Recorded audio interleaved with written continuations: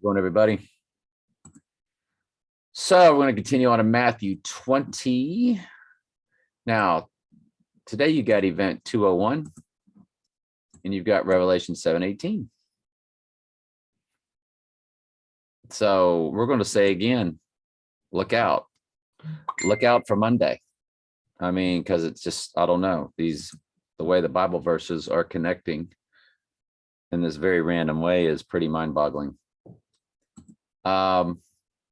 Behold, we go up to Jerusalem, and the Son of Man shall be betrayed unto the chief priest and the scribes, and they shall condemn him to death, and shall deliver him to the Gentiles to mock and to scourge. Let me get my cell phone out of the way of the speakers there.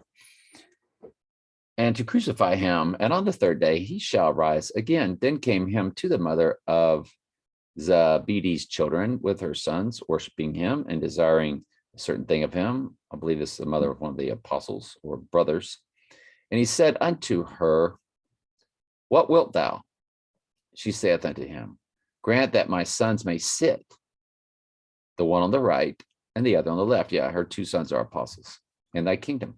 But Jesus answered and said, ye know not what you ask. Are ye able to drink the cup that I shall drink of, to be baptized with the baptism I am baptized with? And they said unto him, we are able. And of course, Jesus was talking about his soon death, because our baptism is a spiritual one as we start getting this death to self, the daily cross, the blood baptism. And that's part of your fiery trials. When John the Baptist said, one will come after me that will baptize with the Holy Spirit and fire, that's the Lord coming into you and then pulling you out of the world. And that's your fiery trials. Fiery trials, Bible verse. I believe it's 1 Peter 4:12. Yes. So, beloved, think it not strange concerning the fiery trial, which is to try you, as though some strange thing has happened unto you. But rejoice inasmuch as ye are partakers of Christ's suffering. And when his glory shall be revealed, you will be glad and exceedingly joyous. So when John the Baptist said, one will come after me that will baptize you with the Holy Spirit and fire, it's the Holy Spirit coming into you per 1 Corinthians 2:14, which really you're just flipping those around backwards. Instead of 4:12, it's 2:14. That's how I remember it. It's well, 1 Corinthians 2:14, I know. That's how I remember it's 1 Peter 4:12. They're 1 Corinthians, 1 Peter 2:14 and 4:12. They connect exactly to each other. Now, we're not supposed to, God doesn't turn things forwards and backwards. That's just a coincidence, but it's how I remember it.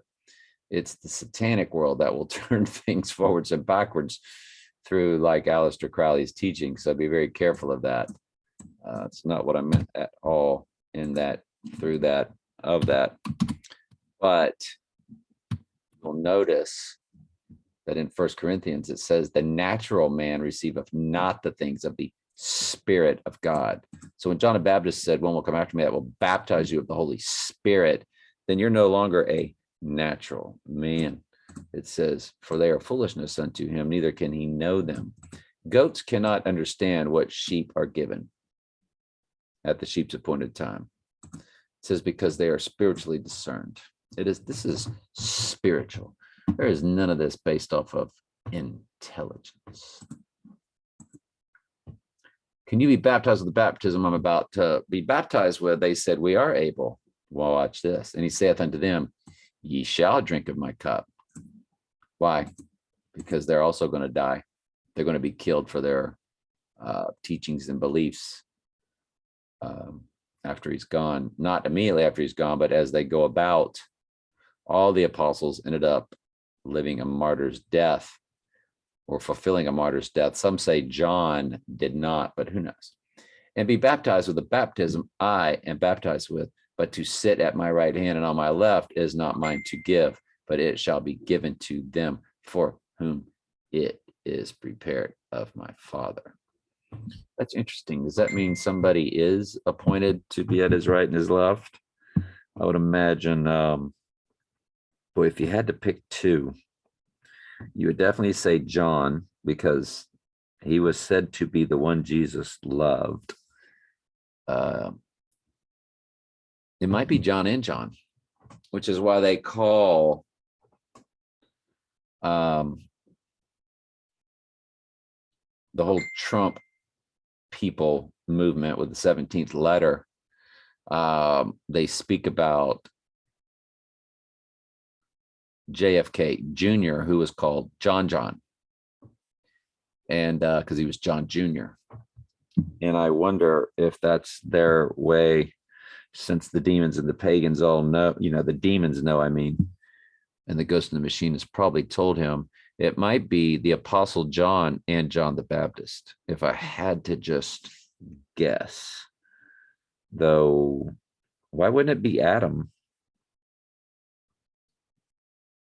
Why wouldn't it be Adam and maybe then Moses? That's a tough one to figure out who God has appointed to sit at his right and his left. I think Elijah, Jeremiah, Daniel. I don't know. Daniel would be a big one for me. But how can it not be Adam? It's got to be. But if it's not Adam, because Jesus is the first Adam, I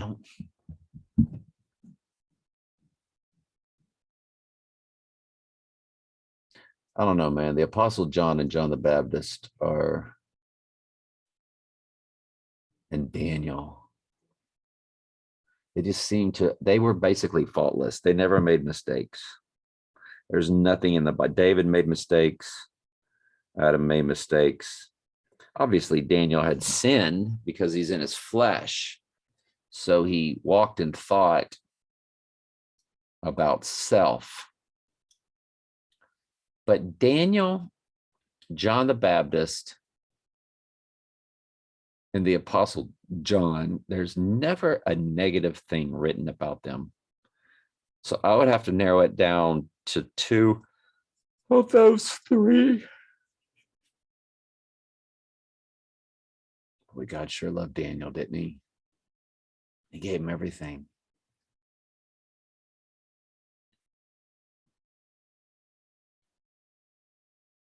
Daniel and John, the Apostle John and Daniel, I guess is who I would go with, because those were the two that he gave his end times prophecy to. They're equals. Who would be at the right? And who would be at the left?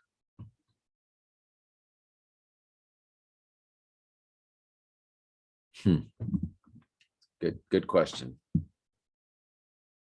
Yeah.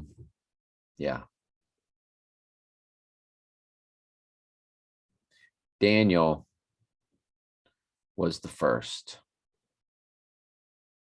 I would go with Daniel at the right and the Apostle John on the left. And that might not even be what that Bible verse is about, but it was fun to kind of go through that, give you an idea of how I perceive the Bible and who did what. Anyway, and when the 10 heard it, they were being moved with indignation against the two brethren. See, everybody's involved in self. Remember, Jesus hasn't even ascended yet and given them his Holy Spirit. But Jesus called them unto him and said, ye know that the princes of the Gentiles exercise dominion over them, and they are great, exercise authority upon them. So if I were to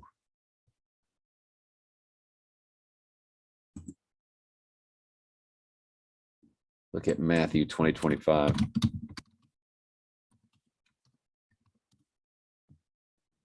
My friend Lindell, she's from Australia.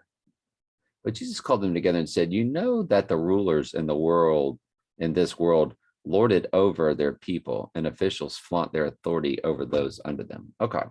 So it's like he switched gears and changed topics.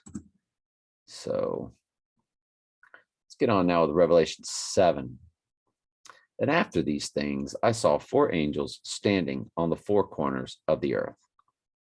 Well, we just got into wrath of God previous, and now we're getting into deeper tales of the wrath, holding the 4 winds of the earth, that the wind should not blow on the earth, nor on the sea, nor on any tree. When I went through Revelation last time, I sort of began to pick up on how the Gentile church might be removed, but it's possible that the bloodline remnant is not, but they're actually sealed to a certain place and protected from God's wrath. It's like God puts a stop to the great trib, and they're placed, moved, and sealed and set apart differently. I'll have to go through it again and see if the Holy Spirit gives me any more tells. It's very, very difficult to understand all of this. There's people that will tell you that they absolutely know everything, but just be careful. Let God be true and every man a liar. That's an actual Bible verse. The wind should not blow on the earth, nor on the sea, nor on any tree. And I saw another angel ascending from the east, having the seal of the living God. And he cried with a loud voice to the 4 angels to whom it was given to hurt the earth and the sea. So this is God's wrath, saying, hurt not the earth, neither the sea, nor the trees, till we have sealed the servants of our God on their foreheads. Now, this is the entire church, in my opinion. But then it changes and speaks of the 144,000, the children, all the tribes of the children of Israel.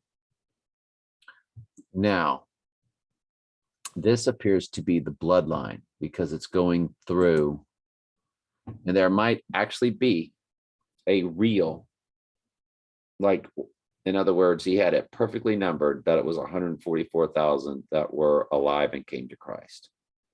In other words, he didn't call them all. He called his, and they were a perfect number of 144,000. I truly, truly, truly know the Lord can do this. Of the tribe of Judah were sealed 12,000. Of the tribe of Reuben were sealed 12,000. The tribe of Gad were sealed 12,000. I don't think this is I know we are the Gentile church, the Gentile sheep. We are spiritual Jews. We are grafted in Jews. I'm not sure if this is us in the spiritual sense and we're grafted into one of these. And this is us. This is how many remained alive on the earth, 144,000. It could be. That's what I don't understand. And I don't think I would tell you, don't ever believe anybody that tells you for sure.